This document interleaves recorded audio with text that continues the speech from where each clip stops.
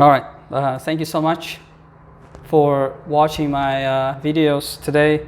I tried to involve somebody who I consider as one of the most intellectual people around me, Ziyodulla. Thank you so much for agreeing. Thank you. This is nothing official, just for fun, and I'm recording it to show it to my students. So for quite some time I've been thinking about, like, what should I discuss with you? What is something that can challenge someone like you, yours mind, and make it like think deep? And the other day I was thinking about child prodigies, and I actually prepared, as I talked to you earlier, some questions. So the main topic is basically, are prodigies born or made? But every question is going to go around this topic. So my first question is for you. We're not trying to define it officially, like from the dictionary. It's just, who is a prodigy for you? A prodigy. Actually, when you told me that it's going to be about the prodigy, I quickly just Googled it, just to remind myself. And yeah, I saw that prodigy is someone who's very talented. And then I thought, what's the difference between the talented guy and the prodigy? And I Googled that one as well. And the answer was the prodigy is someone who's going to be a child, someone who does the things of the adult people from the young age. And the talent guy talent is very general. So that was the main idea I had on my mind, and it proved on Google. So prodigy is basically someone super talented that's who does the adult stuff, things that adults do. So like, super talented. Okay, now the main question is, what do you think? Prodigies are born or like made? Yeah, I think they're born. Definition says that they're born, and I actually agree with that. I kind of expected this answer, so I prepared my question like counter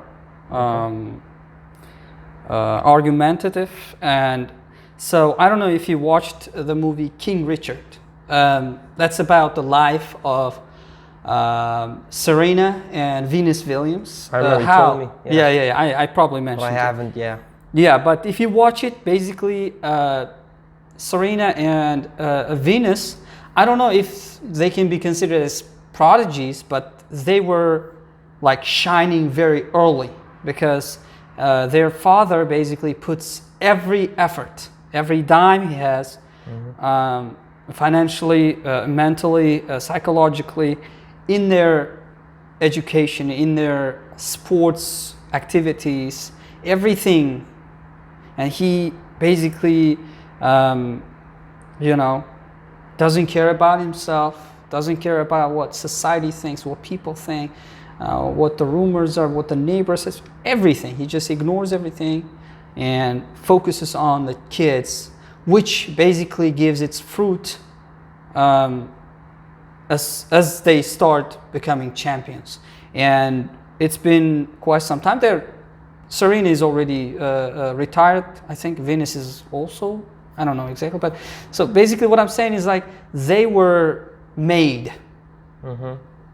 So this is like counter argument for your. So now, what I want to ask, I'm not going to ask you if it's born or made. What I want to ask, like, is, I have a 2-year-old daughter, and if I want to turn her into a prodigy, what do you think I should do?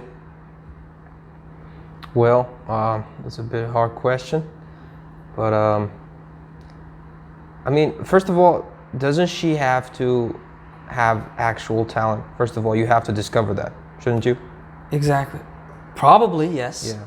That's and a good according point. to that, you have to navigate. Yes. So that would be the, God-given talent. It requires God-given talent, and prodigy is someone who's chosen. Yeah. He has to be chosen. Special. So yeah, super talented, special person. So it's not given to everyone. That's the problem. And if we found someone like that, and if you happen to find it on your daughter, hopefully. And yeah, you have to preserve it because it's a gem in our society. So absolutely, you know, we always need such a person. But I mean, after all, you never know. That's why that would be very hard. Yeah. But of course, there is always someone. I mean, everybody, almost everybody. I've never seen someone who does not have a talent. Because when I talk with them, people complain about they don't have a talent or anything. But when I try to like ask, do you know this? And I compare myself, I see a little bit of something, you know, in them. Yeah. But they don't actually realize. So if you work on something, as you've said from the King Richard, because the children, the two daughters, weren't talented when they were first born. Exactly. I mean, not like the adult people. So as time goes on, his father worked on them. Yeah. And he opened the talent. So basically, you have to invest and you have to open whatever there's in, you know. Yeah. For your point, there was an English educationalist. He calls himself educationalist, Mr. Ken Robinson, Sir Ken Robinson, who passed away a couple of years ago. I've seen one of his videos where he says, "We as a society failed to discover the talents of children because every child has a hidden talent. Yep. But if the parents are careless and if they don't know how to discover it, then that basically talent is basically dead." So that's a very good point. Another thing is, if the baby, let's say a baby is born, if the baby has some type of strange, odd, prodigical, I don't know if that's the right word, but prodigy like thing, should the parents be concerned? Because why am I saying is that some talented prodigies had some kind of physical or mental flaws, like disorders or diseases. What do you think?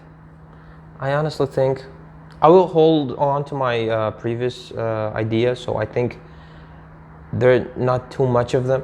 So we have to be very, we have to appreciate them when we get them, you know. That's why the parent, especially the parent, should understand if even with the disabilities or even with the some obstacles they might have, they have to understand and they have to give their maximum effort to the children to open the talent. Because actually there is a demand for such a people to have our progress. For example, the camera that he's filming or the computer, this wouldn't happen without them. So, yeah, exactly. So they're like superhumans. I mean, honestly, I have in my lifetime have never seen someone with a super prodigy. Talent people, that's a different topic. But prodigy, someone who's born with a super talent, that might be different. Well, I've heard of one guy, my friend's friend. He is a sort of a prodigy. He is very good in IT from a very young age, but he seems like he has a double personality. The doctor has diagnosed him with double personality. Double personality, yeah, I've heard of it. I never believed on that, but after my friend like proved it with the videos and some sort of stuff, I was like, oh shit, this is like happening. I mean, so that was the kind of right obstacle he had on the other side of the personality spectrum. Okay, another question. Very interesting. It took so much time for me to like think, but never found the answer. I don't even know like if I can't find the answer on the internet because it's something that can't be calculated. But what do you think is the percentage of talented prodigies that die off because we can't discover them in the world? Like let's say 8 billion people, right? Know. Yeah. And there should be at least a couple of thousand prodigies every year, born every year or every, I don't know, like couple of 10 years. Like super, I'm talking about like super rare diamonds, right? Yeah. What do you think is the percentage that actually could die? I see. Yeah, that would be the saddest thing to think about, you know, because obviously so many people, especially in the third world countries, are never going to discover, you know, especially the women, they have talents and because of the society, because of many other things. Yeah, mentality. Yeah, they don't get to discover their own talents, or their parents don't even let them, especially in the like kind of conservative cultures. You know, it happens all the time. And I think the real prodigy is very low. I mean, it's like a very low percentage of them contain the population.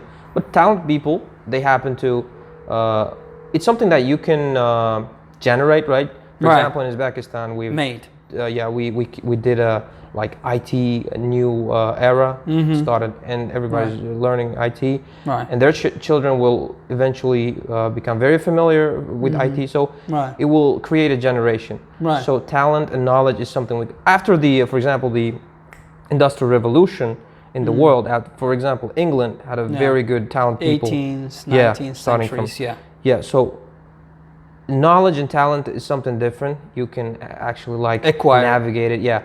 But prodigy, for example, we don't even know. For example, in let's say in Amazon or somewhere where there's a tribe, you know, someone is born with a prodigy, and you will never know. They will never know. So that's the saddest part. Can we even count them? Can we even have a percentage on them? I don't think so. But yeah, that's very. I'm gonna have to actually check the Google Scholar. There are some papers. I believe there should be some papers on prodigies. But yeah, that's another interesting topic. Another thing that I want to ask you: do you wish to have a child prodigy? Of course. Yeah, of course. Yeah. Who wouldn't? I mean, prodigy is something unique, and the more you have it, the better it would be. So yeah, I mean, definitely. Why not? And I strongly believe that those prodigies don't belong to one nation or one country or one place. The reason is, I know, I forgot the name of the person on top of my head, but there's a Chinese mathematician at Harvard. He teaches at Harvard and MIT, I think. Parents discovered his love towards mathematics at around his first or second year of his infant years, and he started going to school at like 3 or 4 years at his age, and then he graduated like 9 years or 10 years old. So long story short, basically the guy finishes his doctorate degree at around like his 19th or 20th, and he moves to US to teach at Harvard. They basically headhunted the professor. Now, that's another topic, like should they do it, should he move there? But what I'm saying is like prodigies probably belong to bigger audience, because they need to share their wisdom, something that they can see, others cannot. Like, I don't know, like Stephen Hawking. I consider him as a prodigy. I don't know if he was, discovered at the young age, but that's also very interesting thing. And last but not least, I think you partially answered this, but do you think gender might affect the development of some, not prodigy per se, but talents? Gender. Yeah, I used to think about it, but not necessarily. I'm not sure. I mean, after all, we're not even. Let's talk about the Chinese guy that you told. So the parent should be a mathematician, and probably, the father and the mother should be also something involved in the math. Maybe that's why he has a great mind on math. Which means you can put so many intelligent people in the room, and you can get their babies, and with mixing another intelligent ones, you can kind of selection make a prodigy. That's a theory. I mean, that's my theory. Right. Which means prodigy is not something that comes along naturally. That's one way of thinking. But then I thought about the art, like Mozart. You cannot make it because they're the classics. No one even taught them anything about the music. Born. They come up, So, and I thought, no, this has to be something from the God. And when it comes to gender, I don't really believe so. But as I've said, the social construct, the selection, and how you actually segregate, for example, the genders, Right. that might definitely affect it. Because there's always involvement of the social construct, you see. Right. Even with like a poor guy and a rich girl, they might have different intelligence, or if you switch the places, they might have different future. Right. So I believe it's not like gender related, but at the end, I'm not really sure because I'm not someone in genetics. Who can assess? Yeah, I'm not in genetics. Right. Okay. I know I already said that was the last question, but very It's okay, weird, it's okay, yeah. weird, but kind of something I want to know. Like, do you consider yourself as a child prodigy or a guy who has a special talent? Have you ever seen anything in you that actually separates you from the other part of the society? I might be good on judging people, if that you could call a talent, but I don't know. I mean, honestly, I'm not really sure. I don't think so. I mean, it would be visible, definitely, right? If I had some sort of a talent. I have talent, for example, like I like painting, I like art, and I do some art stuff, but I don't really consider that necessarily as a prodigy type of ability. You know, that's why I don't know. I have never seen a prodigy. I read about them like so many scientists, but I've never seen with my, I've never seen it with my own eyes. Usually prodigies are mostly noted or become notable in the sphere of basically music and some type of science, mostly like mathematics, because it's kind of obvious to see the talent compared to other fields. I don't know. Yeah, because yeah, you're totally correct. But you see, in what I think is, like, they have to have a super talent that adults can't do. But if they're good on math, does that necessarily mean there's a prodigy? They're doing the activities in their mind, or they're doing something that has already been discovered. So a real prodigy, which is very rare, unlike the prodigies, they have to have something original in them, should they? Yeah. I agree. That's why it's really hard to get an original idea these days. Even scientists would concur on this, I'm sure. Because to have a new idea on any field, it's already, most of them is discovered. I mean, to a certain point, to a certain point. You have to have a collective of ideas working with the other scientists together. So a single mind, if it generates a new idea, that would be real prodigy. And to this day, I haven't seen someone like with super original idea. Most of the people, even the very intelligent ones, they just repeat the other people's idea. Original thing is very rare. Right. Okay. Yeah, that was really fun to have a chat with you. I appreciate. Thank you very much for being open-minded and say yes. And I hope if I find any interesting topic about history, I know you have a lot of reading in history. I love history. I really don't consider myself as a history lover, but I know there are some things that interests me in history as well. Yeah. Maybe we'll have some further discussions. Absolutely. And thank you so much. Thank you, guys.